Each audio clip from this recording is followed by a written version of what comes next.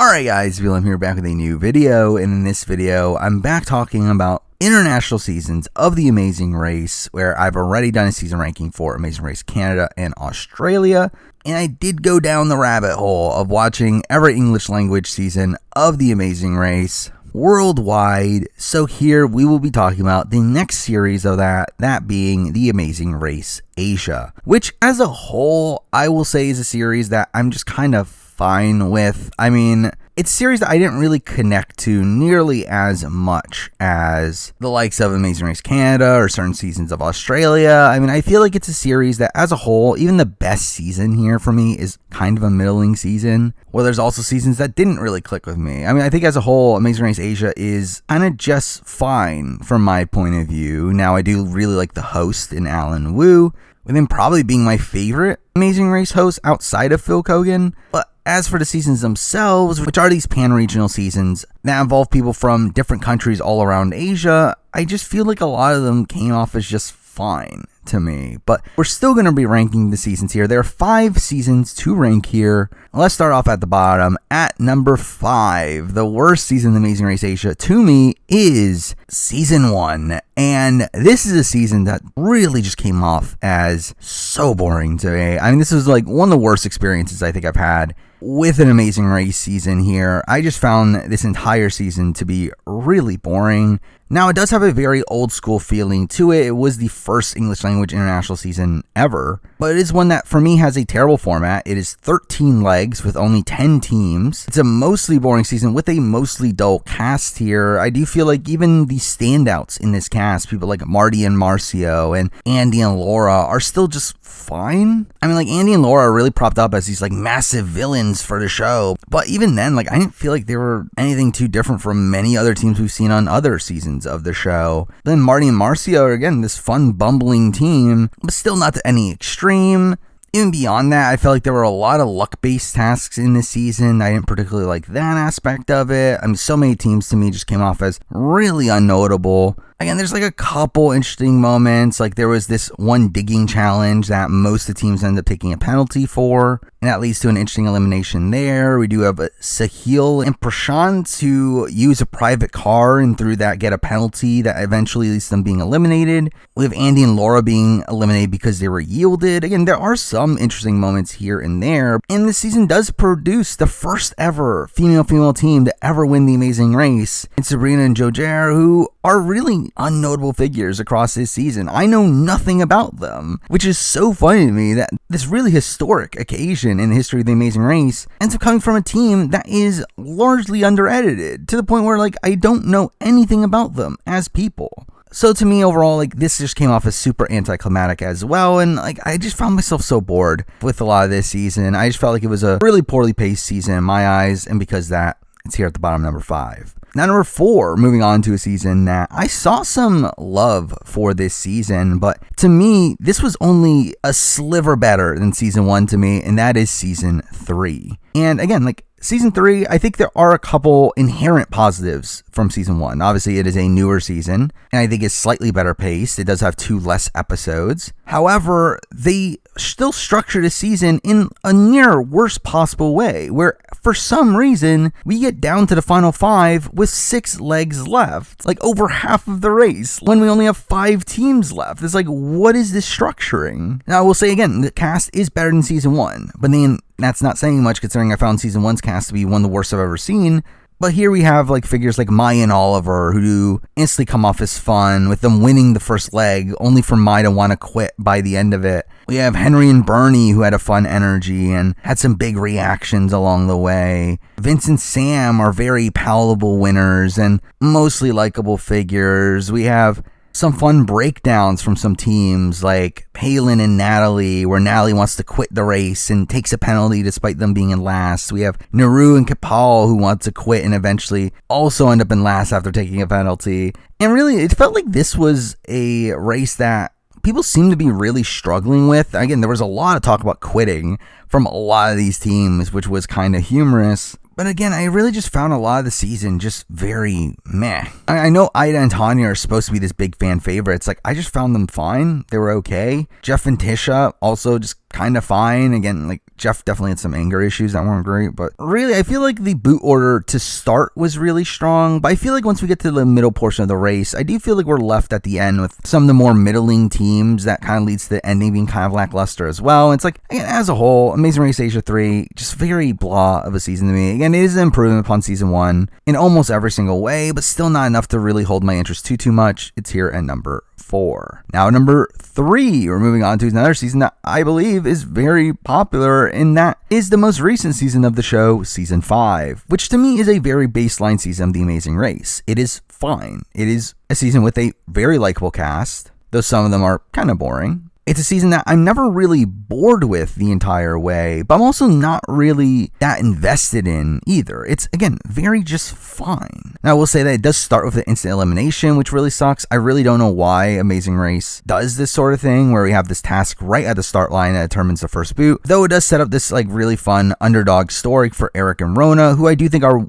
one of the most likable teams on the season. We also bizarrely get 2 hosts for the season, with Alan Wu being joined by this Indonesian woman who only hosts the legs that are in Indonesia, which very clearly this season was sponsored by the Indonesian Department of Tourism, as we literally start the leg with the head of the department telling the teams to go. And then we have like half the legs taking place in Indonesia with the Indonesian host. Again, like it just felt so blatantly Indonesia focused. But again, I felt like there were likable teams here. I thought Yvonne and Chloe were a really fun, scrappy, underdog sort of team. You had Treasury and Louisa, who were probably the strongest team of the season, do get a really fun downfall with the other teams ganging up on them by using both a yield and a U-turn to eventually get them out. We do have Rach and Vicky being this very fun bickering team, despite the fact that they're not actually a couple, which is typically the archetype you see from them. I remember coming into this season, I was thinking, oh, Will and Alex are like the obvious winners, with them being these really jacked guys that you would typically see do well in The Amazing Race, only for them to kind of be a bumbling team that gets eliminated really early on.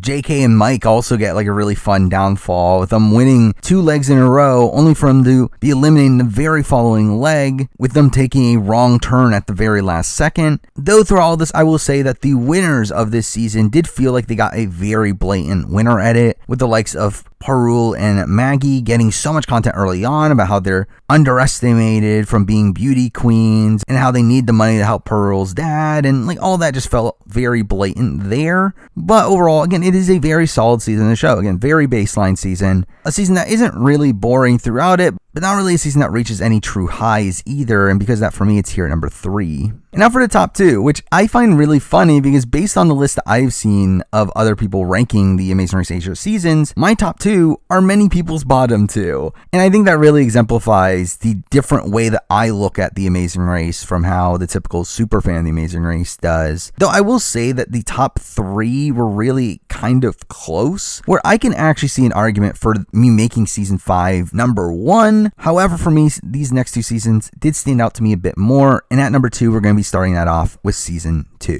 And season 2 for me is a season that, coming off of season 1, was by far a better season. Essentially a better season than season 1 in every conceivable way. I mean, it's a more likable cast. It's a season with more solid storylines here. I mean, I think the 2 massive standouts on this season end up being Terry and Henry, who are this really fun bickering team to start, though it does eventually turn very icky, with Terry really just seeming like an abusive figure across this season, with her yelling at Henry to the point where he starts crying. And while it didn't necessarily end up being fun TV by the end of it, it was definitely interesting TV, to where, again, like I wasn't bored because of it. It definitely kept my attention. And I think the other team that really stands out here ends up being Mark and Revealson, who are the most dominant team in the history of The Amazing Race. They have the highest average in the history of the race. They are tied with the most amount of legs won in The Amazing Race. And I do think they come off as a really likable team. Now, I did see some hate for them because of how hammy they get. But again, I do find them still pretty fun. I mean, in many ways, they kind of remind me of like a BJ and Tyler But also, I felt like their run was really fascinating to watch. See them get first or second place in literally every single leg up until the final leg, and then for them to completely falter in the final leg, really at the tail end of it. Again, they were in the lead for the majority of the final leg. It really is until the very last roadblock that Raveelson struggles with knowing the flags of the countries they've been to that drops them from first to third, their lowest place finish in the entire race in the final leg. I think, to me, there is an argument for Mark and Raveelson being the best team in the history of the Amazing Race. I do think seeing their downfall here was a really fascinating aspect of this season. I do think really props up the season. I do think it is an aspect of the season that does keep it above season 5 in my eyes, in the fact that there is this very interesting storyline there for me. But also we have the likes of Adrian Collin, who are these likable figures that end up winning the season, these likable underdogs at the very end, where despite them being a very strong team coming into the final leg, they were in the back of the pack for a lot of the final leg and really have this great storyline of Adrian, who is deaf, adds to the likability factor of the team, but also to have Adrian win the race for them through the final roadblock, through him remembering these flags from his childhood, was a really great moment there as well. Also, the season is filled with female teams, and a lot of them are pretty likable as well, with the likes of Vanessa and Pamela. I thought Paula and Natasha were an interesting team in them building an alliance to yield Ann and Diane. Ann and Diane were also a team that were strong for a lot of it and kind of get ganged up on by the end. I thought Sophie and Aurelia were a really fun team early on, with them bickering quite a bit. So again, I overall really like this season. To me, there are a lot more things that stand out for this season than for season 5. Again, I think there's definitely the argument season 5 is a better constructed season, but season 2 stands out more for me, so it's here number 2. And now number 1, the best season in the Amazing Race Asia, to me, ends up being season 4. Which again, I don't think this is a popular opinion. I've seen a lot of people have seasons 2 and 4 at the bottom of their rankings, talking about how they don't have likable casts and terrible routes and all that sort of stuff. It's for me, route, don't care. But bad cast, it's I think season 4 here has the best cast of the entire series, which is why I have the season so highly ranked. I actually have this as my number 1 season because I like the cast so much. I mean, there is no one on this season that I dislike. I think this is a cast of all pretty likable teams.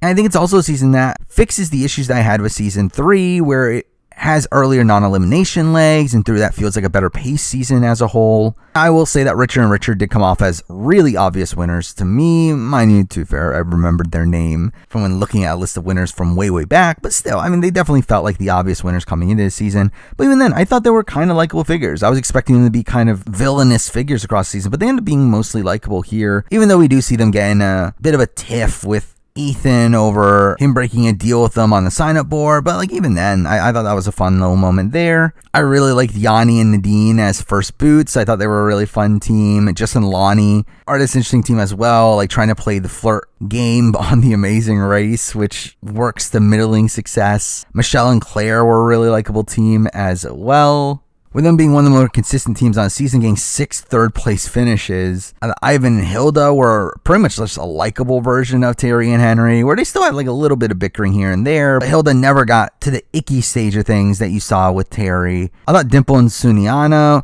were a likable team early on, though they kind of peter out by the end of it. Natasha and Hussein were a pretty likable team as well, being this father-daughter duo, though it was also interesting to see Hussein really hold Natasha back, with him constantly quitting challenges and taking penalties. But despite that, they still make it to the final leg. And yeah, really as a whole, again, this is a season that is at number 1 for me almost solely due to its cast. I think when we look at seasons 2 and 5, I think season 2 is a season that has more notable moments as a whole. I think season 5 is a season that feels more consistent in terms of the way that the show is made. But again, it is for me season 4 that, again, fixes a lot of the issues that I had with some earlier seasons, while also having a really likable cast that, despite it not being this massive standout of a season, a whole bunch of notable storylines or individual moments, it is still a season that I enjoyed watching the most here, and because of that, for me, it is here at number 1. But there we go. I mean, that is my ranking of the Amazing Race Asia. Now I've talked about Canada, Australia, and Asia. So we're the only series in English that I still have to talk about is China Rush, which I will be doing as its own separate video. However, due to the fact that it's only 3 seasons, it'll kind of be a bit more of abbreviated, kind of mini reviews of each season more so than a ranking, as, it's only 3 seasons. So stay tuned for that down the road. But for now, that is the video. Thank you for watching.